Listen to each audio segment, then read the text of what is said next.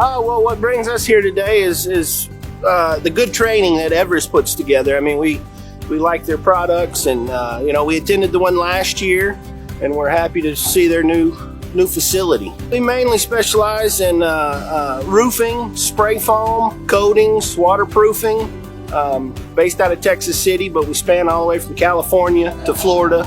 So we get around quite a bit. The training here today is just kind of highlighting really all of the benefits that Everest brings. And the new silicones, and learning about the Kynar and the solar panels. That's very interesting. We've got 5 guys here, so we're not just one person. We've got 5 people here. We invest for our people to understand the products, the systems, and everything like that, because we want to make sure we provide a good quality system for our customers. And doing that is attending trainings like this.